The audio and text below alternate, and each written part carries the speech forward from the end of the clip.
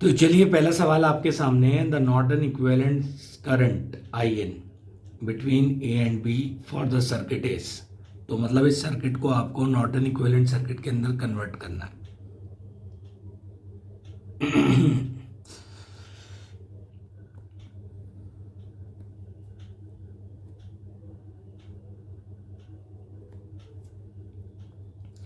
तो इसमें क्या होता है भाई, नॉर्टन इक्विवेलेंट के अंदर एक हो जाएगा करंट सोर्स, एक internal resistance R T R N कह लीजिए, एक हो गया लोड। तो लोड वाला कितना दिया हुआ है हमें, 14 ओम, 4 ओम, ये कितना होगा ये पूछना है।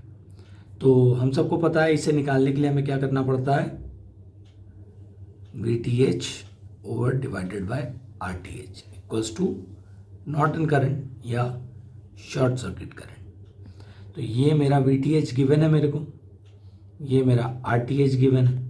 तो क्या हो जाएगा मेरा, it will be 10 divided bye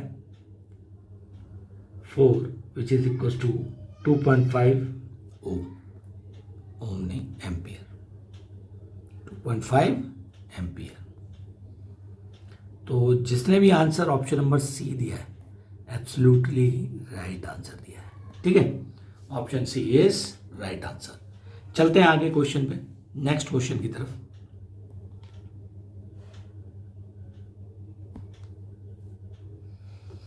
आपका टाइम शुरू होता है अब। Earthing is required to protect the apertures equipment machine ETC from excessive voltage leakage impedance excess current leakage current. बताएं अर्थिंग किससे प्रोटेक्ट करता है।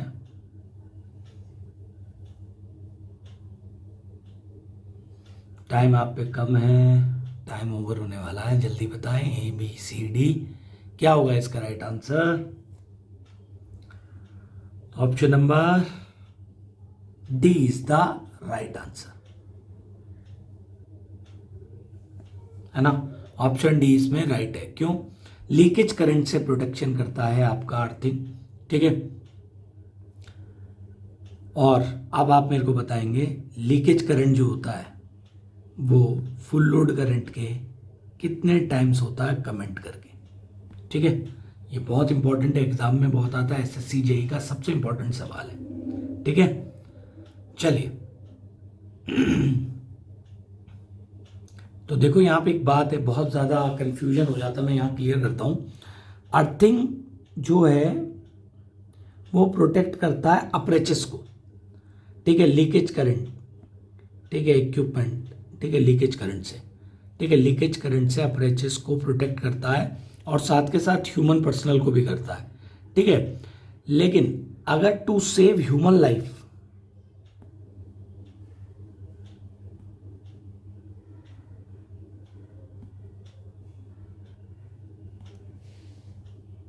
From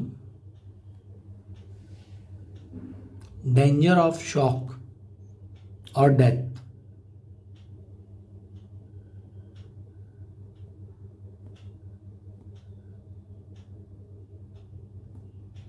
by blowing a fuse. तो दोनों का पॉइंट समझ जाना, आप समझ गए होंगे, बहुत ज़रूरी है। तो अर्थिंग करता क्या है कि जो अपर्चर्स है उस पर जो लीकेज करंट है, ठीक है, उस ग्राउंडिंग और अर्थिंग की वजह से इस लीकेज करंट को पाथ मिल जाता है और ये ग्राउंड हो जाता है। तो अगर कोई भी पर्सन आएगा और इस अपर्चर्स को छुएगा तो उसे लीकेज करंट का कोई असर नहीं होगा। ठीक है, तो I hope that point have been clear to you guys. Next question पे चलेंगे। ये क्वेश्चन है आपके सामने, टाइम शुरू होता है आपका अब। कॉइल दिया हुआ है, इसका इंडक्टेंस, कैपेसिटर की वैल्यू दी गई है, active power consume by the circuit आपको बतानी है, क्या होगा।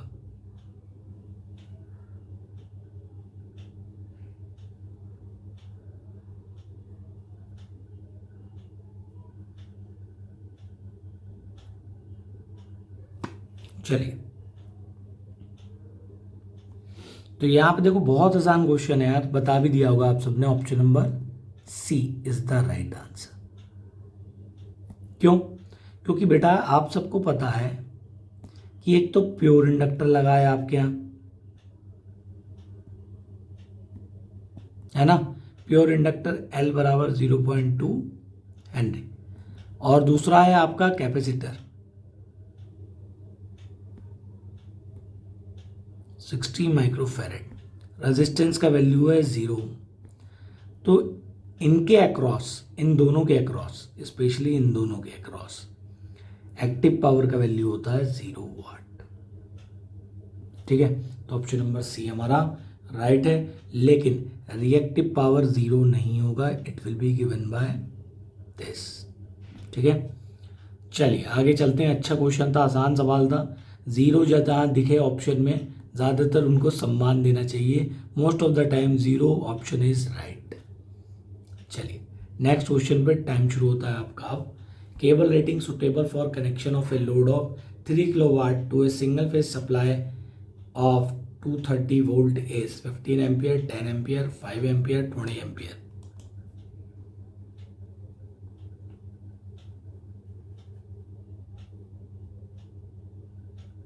बहुत आसान क्वेश्चन है, कुछ भी नहीं है क्वेश्चन के अंदर।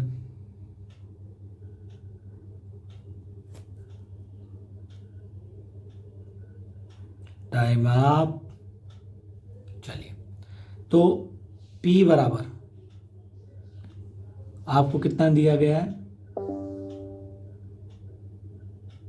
3000 वाट। ठीक है, और 3 किलोवाट। बस P बराबर VI लगा देना है आपको, आ गया आपका आंसर।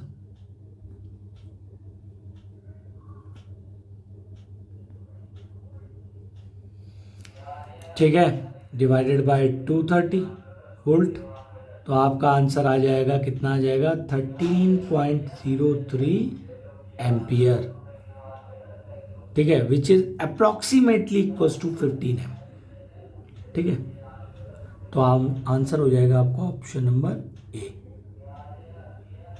ठीक है, option A is right answer. चलिए बेटा नेक्स्ट क्वेश्चन की तरफ बढ़ेंगे, और टाइम शुरू होता है आपका अब। The resistivity of the wire depends on, बहुत फेमस क्वेश्चन है ये, क्वेश्चन बहुत बार आता है एग्जाम में, और आप देखेंगे कि एसएससी जेई का ये सबसे फेवरेट सवाल है। ये क्वेश्चन आपको ईडीडी वाले लेक्चर में ये मिलेगा, मैंने यूटिलाइजेशन के लेक्चर्स आपको पढ़ा रखे हैं, तो आप वहां से इन्हें पढ़ सकते हैं। And your time is up. तो resistivity of wire will be depend upon, तो देखो होता है क्या, resistance rho L by A. ठीक है, और रो बराबर RA बाय L। तो यहां से फॉर्मूले से आपको देखने पे लगेगा कि ये इस पे भी डिपेंड करता है, इस पे भी करता है, इस पे भी करता है, जो टोटल गलत है। रेजिस्टिविटी सिर्फ और सिर्फ डिपेंड करती है nature of the material of wire.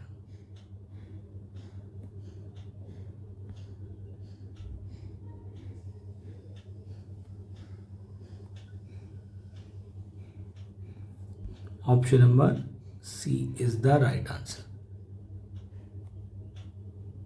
ठीक है, C is the right answer. ठीक,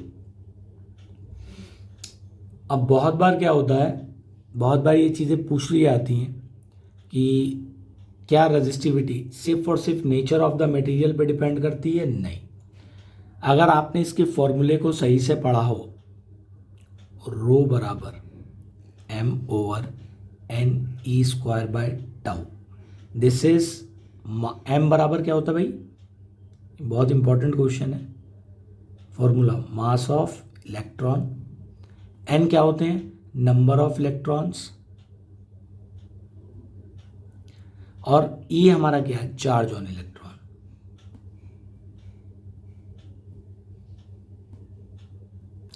वेयर दिस इज टाउ, ये बहुत इंपॉर्टेंट फैक्टर है। ठीक है, इसे कहते हैं बेटा रिलैक्सेशन टाइम।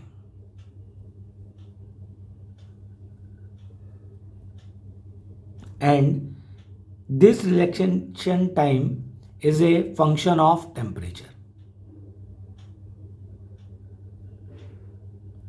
ठीक है, समझ गए बात?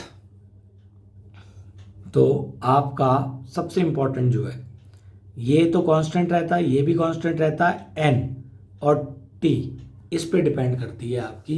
देखो, number of electron her material के अलग अलग होंगे, फ्री इलेक्ट्रॉन्स, आयरन के लिए अलग, एल्यूमिनियम के लिए, कॉपर के लिए अलग, और ये टाउ जो है आपका, जो रिलैक्सेशन टाइम है, ये टेम्परेचर पे डिपेंड करता है। तो इसलिए अगर कोई भी आपसे पूछे रेजिस्टिविटी किस किस पे डिपेंड करती है, तो सर डिपेंड ऑन टेम्परेचर,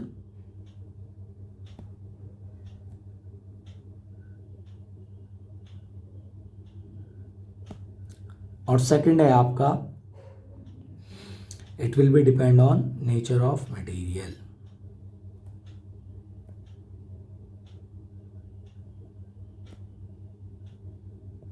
ठीक है, तो अगर टेम्परेचर बढ़ता है, देखो बहुत छोटी छोटी चीज़ें बता रहा हूँ, ये 12th क्लास में आपको चीज़ें क्लियर होनी चाहिए। ठीक है, तो हमें पता है रेजिस्टिविटी क्या होगी, मटेरियल की इंक्रीज होती है। क्यों होती है? क्योंकि रिलैक्सेशन टाइम घट जाता है। ठीक है, तो ये चीज़ क्लियर होनी चाहिए आपका। अगर ये बढ़ेगा, टेम्परेचर बढ़ेगा, तो आपका रिलैक्सेशन टाइम घटेगा और रेजिस्टिविटी बढ़ेगा। ठीक है, बहुत इंपॉर्टेंट है, पूरा कॉन्सेप्ट बता दिया है, तो ये चीज़ आपको अच्छे से क्लियर हो जानी चाहिए। एग्जाम में बहुत क्वेश्चन आते हैं ऐसे छोटे छोटे, क्योंकि आप बड़ा बड़ा तो सारी चीज़ें पढ़ लेते हो, छोटी कॉन्सेप्चुअल चीज़ें कहीं ना कहीं मिस हो जाती हैं। Starting torque of single phase induction motor is 0s क्यों होती है भाई?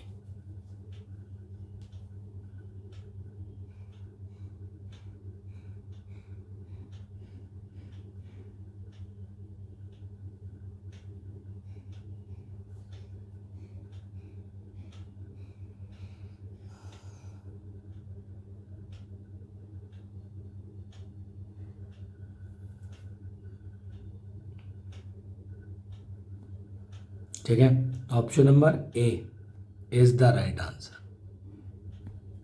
क्लियर? आपको पता ही होगा, forward torque, backward torque, your net torque will become 0। तो ऑप्शन नंबर ए, इसमें टाइम खराब नहीं करेंगे, आगे बढ़ते हैं, ऑलरेडी आपको चीज़ें पता है। नेक्स्ट, ठीक है, नेक्स्ट क्वेश्चन आपको दिया गया है, टोटल फ्लक्स दिया गया है, टेकिंग करंट दिया गया है, MSCP पर वॉट आपको निकालना लैम्प का। Mean spherical candle power,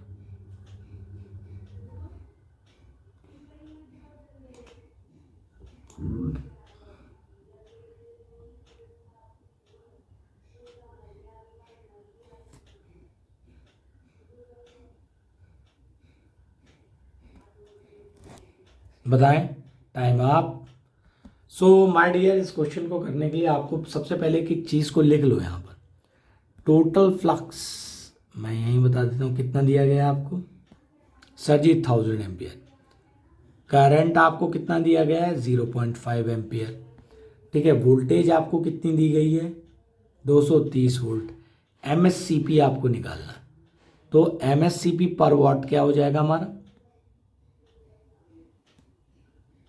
MSCP total flux. पहले तो ये फाइंड करो, total flux which is divided by, क्या फॉर्मूला होता है इसका, 4 पाई सर जी, है ना। तो total flux is 1000 divided by 4 पाई, तो लमसम ये 25 और 3 और 8 मतलब 17, 80 के आसपास कुछ वैल्यू आएगी, 79.77। फिर आपको पर वॉट निकालना है, बस तो हो गया काम आपका।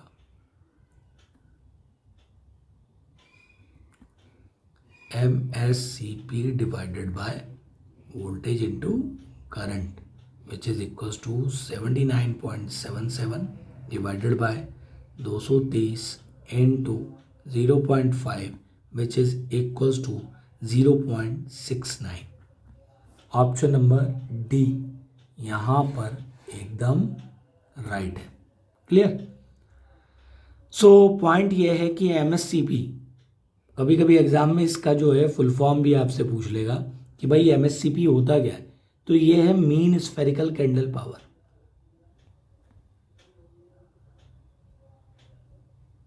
Mean spherical candle power. ठीक है। दूसरा क्या है इसका, ये बताता क्या है आपको? ठीक है, mean of candle power in all direction in all place. ठीक है, ठीक है। मीन ये आपको देता, मीन देता है मतलब चारों डायरेक्शन में कितना एवरेज है ल्यूमन फ्लक्स, मतलब चारों तरफ कितना है, वो आपको एक एग्जैक्ट जानकारी देगा। नेक्स्ट मतलब एक स्फेयर में कितना ल्यूमन फ्लक्स पास हो रहा है, बस ये है। कोई सोर्स है, जैसे हम गॉस थ्योरम लगाते हैं ना, भाई ये सोर्स है, इस सोर्स से क्या निकल रहा है, ये फ्लक्स निकल रहा है, यानी नंबर ऑफ लाइट रेज आपकी निकल रही हैं, तो हम इसे एक स्फेयर में बंद कर देंगे। तो इस स्फेयर से चारों तरफ सोर्स से कितनी लाइट निकल रही है, तो वही हमें MSCP से पता चलता है। नेक्स्ट क्वेश्चन, ये क्वेश्चन दिया गया है मैक्सिमम परमिसिबल करंट आपको फाइंड आउट करना है।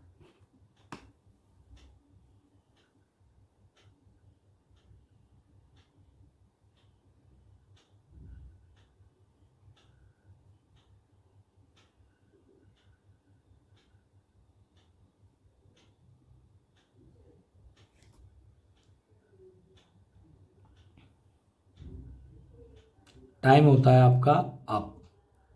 तो भैया ये तो बहुत आसान है, कुछ नहीं करना आपको। P बराबर V I और P बराबर I स्क्वायर R वाला फॉर्मूला लगाना है। It is equals to, so I square multiply by 11, then I square equals to 400 which is I बराबर इक्वल्स टू 20 एम्प। तो option number B is the right answer. बस इतना ही है, आगे बढ़ते हैं नेक्स्ट क्वेश्चन की तरफ। टाइम शुरू होता है आपका। पावर फैक्टर एंगल आपको निकालना है।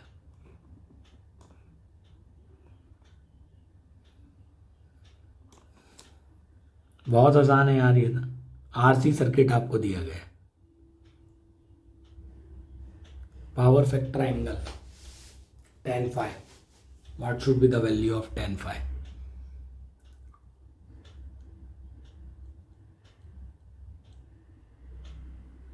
Time up. तो हम सबको पता है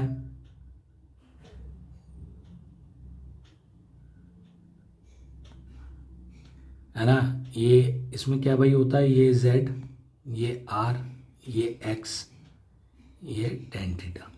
तो tan theta equals to X over R which is equals to XC over R, and XC बराबर 1 by omega C which is equals to tan theta equals to 1 by omega CR, theta बराबर tan inverse 1 by omega CR। Option number A is the right answer.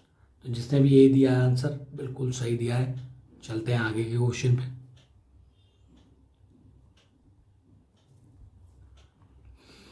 बताएं,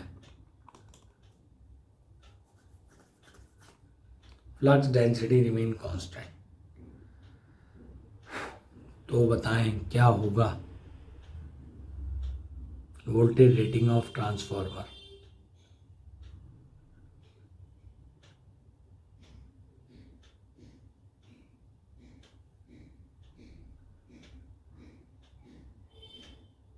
time होता है आपका up.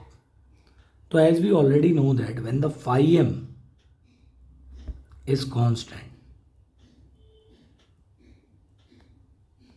so phi m equals to V by F, so V1 by F1, V2 by F2, so V2 equals to F2 by F1, multiply by V1, 50/400 multiply by 20 which is equals to 25 watt. ठीक है, option number A is the right answer. ठीक है, बस simple सी calculation आपको करनी थी और कुछ था ही नहीं क्वेश्चन में। चलिए आगे बढ़ते हैं नेक्स्ट क्वेश्चन की तरफ। टाइम शुरू होता है आपका अब। Which of the following statement is wrong with respect to the magnetic circuit.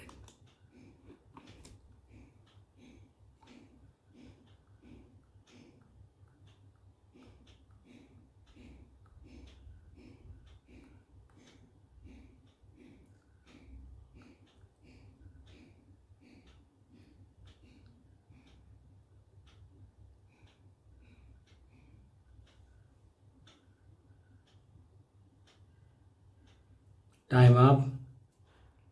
Reluctance of the magnetic circuit depend upon the material used in it, बिल्कुल सही।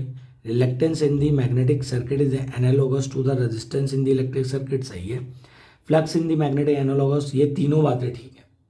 ठीक है, ये ऑप्शन नंबर ए जो है भाई ये सरासर गलत है। There will be a no loss of energy. ठीक है,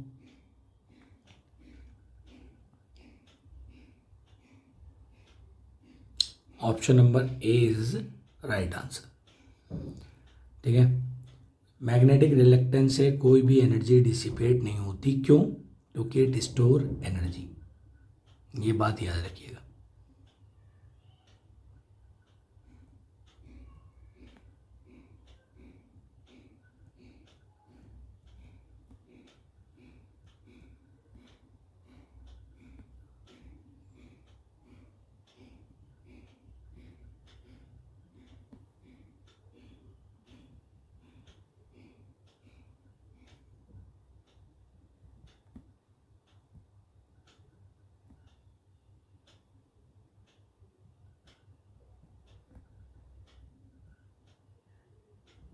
ठीक है, चलिए नेक्स्ट क्वेश्चन पे चलेंगे।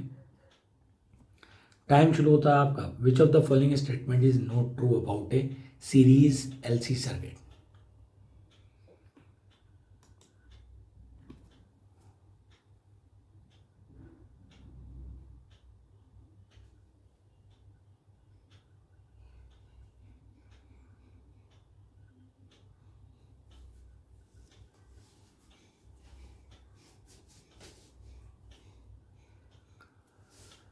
टाइम शुरू होता है आपका, खत्म होता है sorry.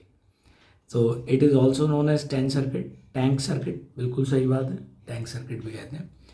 It consumes some energy because of non zero resistance of the component as wire connection, ये भी सही है। It consumes no energy in ideal form, ये भी राइट है। Total voltage across terminal is equals to the difference, बकवास, total wrong, total wrong. Total voltage across difference नहीं होगी भैया, it is the sum equals to zero. Tank circuit क्या है भैया हमारा?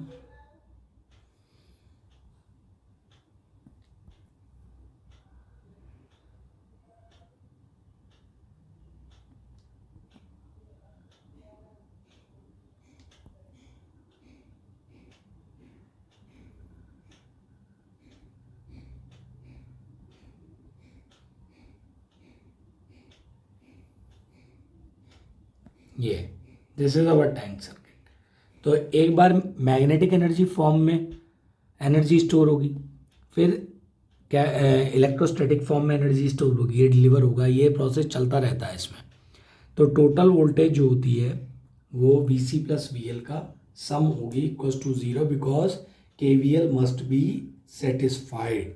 ठीक है, और ये वायर कनेक्शन है, मान लो अगर ये दोनों आइडियल हो तो वायर अगर आपका आइडियल नहीं ले रहे आप तो कुछ एनर्जी इनके अक्रॉस रेजिस्टेंस की फॉर्म में वेस्ट होगी।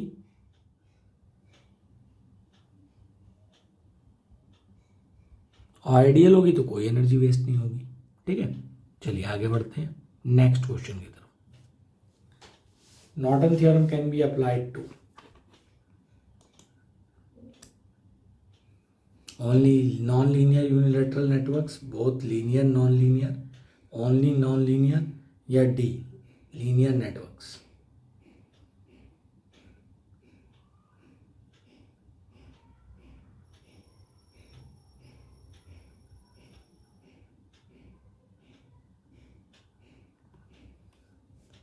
Time up. So Norton theorem जो है आपकी, it will be applicable to only linear networks. Option number D is the right answer. ठीक है, चलिए next question. Demand factor is taken as time dependent quantity, current independent quantity, current dependent quantity, time independent quantity.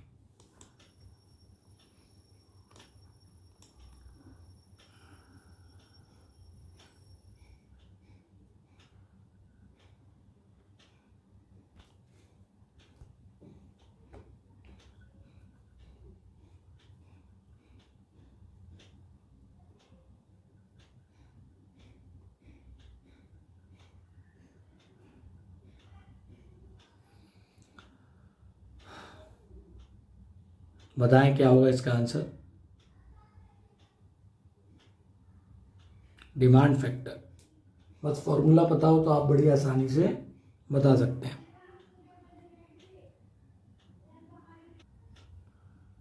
क्या होगा? Time up. MD over आपका, MD over maximum demand over connected load, याद रखें। Maximum demand over connected load.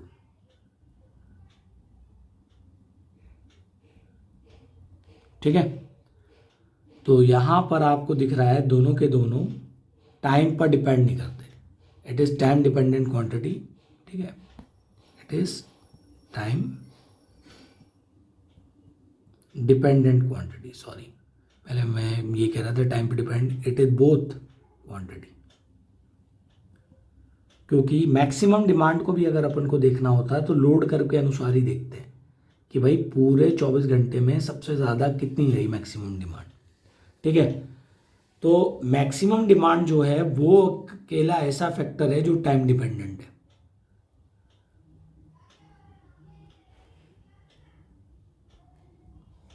ये तो constant है value, तो इसलिए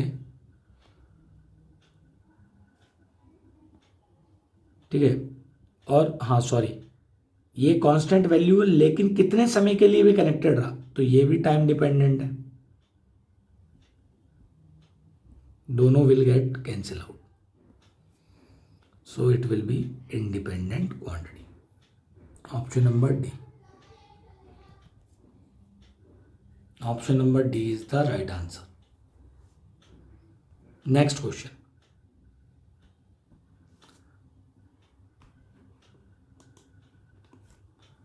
Which of the following statement about film lightning is false?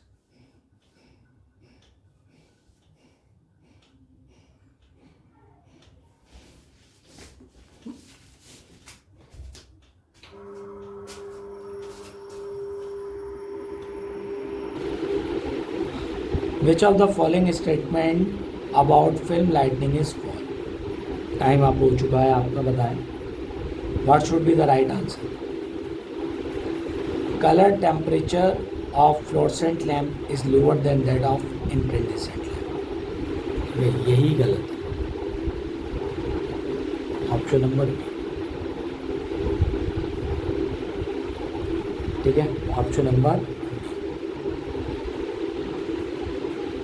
Next question. Feeder are mainly design from the point of view A, B, C, D. Number of tapping from it, its current carrying capacity, frequency of the system या voltage drop. बहुत आसान है, बहुत बार किया है question, बहुत famous question है SSC JEE का, बहुत बार आता है एग्जाम। उम्मीद करता हूँ ऑलमोस्ट अब तक तो आपने इसका आंसर दे ही दिया होगा। इसका आंसर है बेटा ऑप्शन नंबर,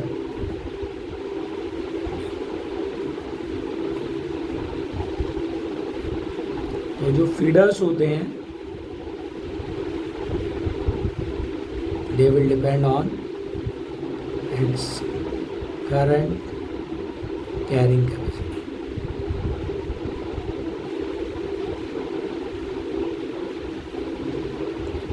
और जो डिस्ट्रीब्यूटर्स होते हैं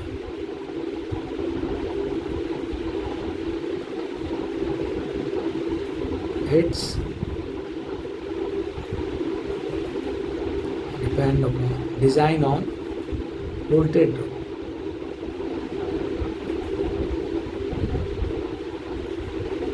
next question,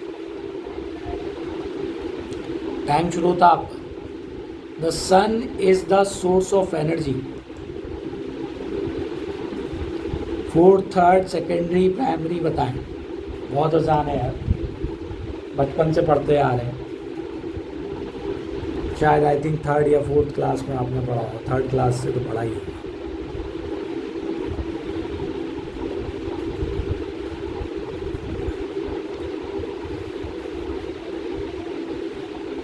option number D, primary source. Next question, time शुरू होता है आपका।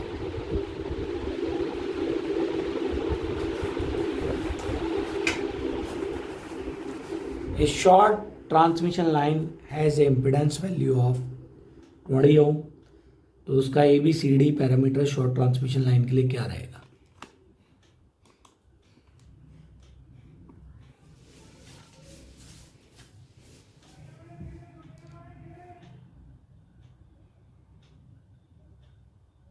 चलिए 1Z01, Z बराबर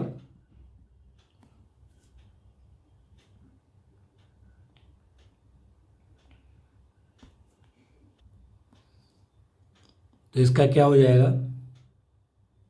1/20/01। तो ऑप्शन नंबर डी यहाँ पर राइट है। It is ABCD, ABCD। ठीक है, तो ये कितना होता है आपका लेंथ इसका up to 80 kilometre and voltage range will be less than 20 kV। चलिए next question, which of the following statement about voltage regulation of alternator is not correct?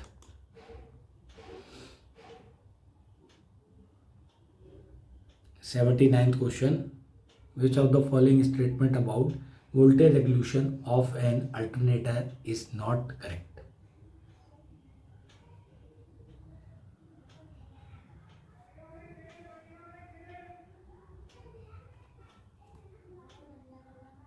Time up.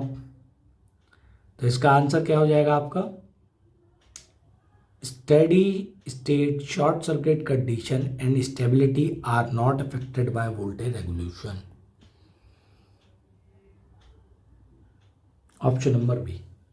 ठीक है, तो steady state short circuit condition stability are affected by voltage regulation, इस बात का ध्यान रखें। ठीक है, ये बहुत इंपॉर्टेंट है। तो यहाँ पर ये नॉट करेक्ट वाला जो है option number B is right answer. और क्या होता है इसका percentage voltage regulation?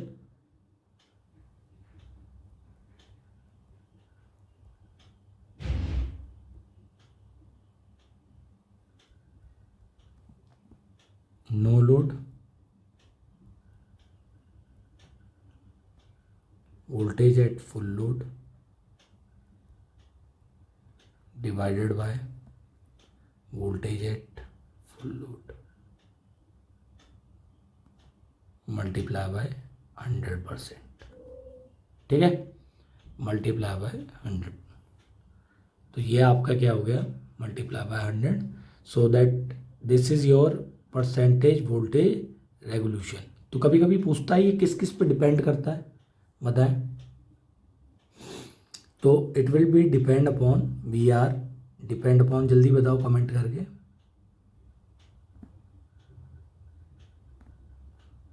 Power factor, ठीक है। पावर फैक्टर, अगर आपका यूनिटी पावर फैक्टर होगा cos five equals to 1, so V R आपका क्या होगा, वोल्टेज रेगुलेशन कैसा होता है, स्मॉल बट पॉजिटिव, ठीक है। और अगर लैगिंग होगा power factor, so V R large, ठीक है, V R will become large. चलिए, बट पॉजिटिव। अब अगर लीडिंग होगा,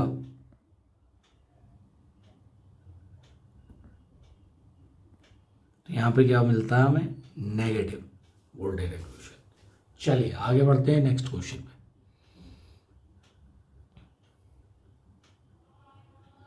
दूसरा क्या है, एक और पॉइंट ही लिख लेना, ये पॉइंट भी आप जोड़ना। तो देखो ये पॉइंट आप बना लो कॉपियों में, steady state, short circuit and stability are depend on V are.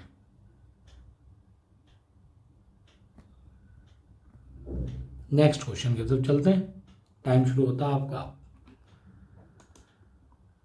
A machine working with the DC and construction similar to AC synchronous machine is a conventional DC motor, commutator motor, induction motor, brushless DC motor.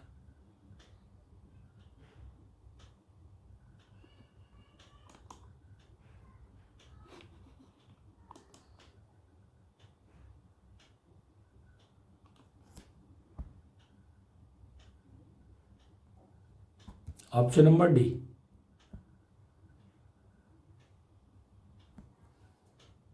Option number D is the right answer, ठीक है, brushless DC motor.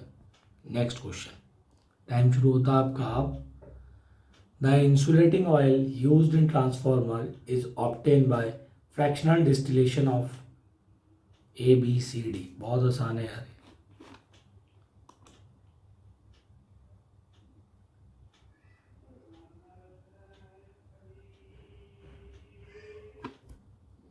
क्या होगा इसका right answer,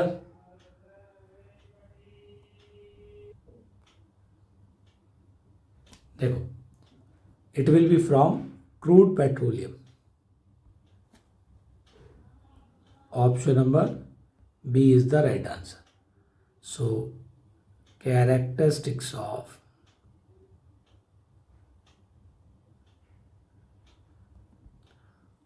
transformer oil.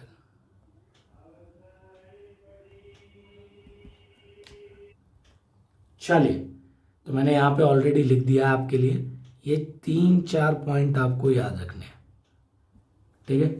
High dielectric breakdown, low viscosity, free from moisture, low pour point या high flash point, ठीक है। चलिए, ये पॉइंट अच्छा हुआ आपको क्लियर हो गए होंगे। नेक्स्ट चलेंगे, नेक्स्ट क्वेश्चन पे। बताएं, विच of the following statement is true.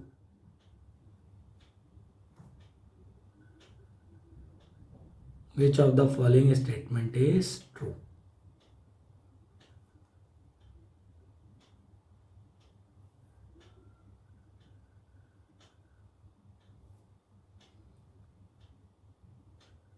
A, B, C, D. Time up. So, electric power from 11 kV is delivered to distribution substation, right? Distribution substation are located near the consumer locality, बिल्कुल सही है। Distribution substation step down the voltage to 400 volt line to line, सही है। Option number B, जिसने भी answer दिया है बिल्कुल सही दिया है। A B C D is the right answer. ठीक है, ये सारे पॉइंट्स एकदम करेक्ट है। ठीक है गाइस।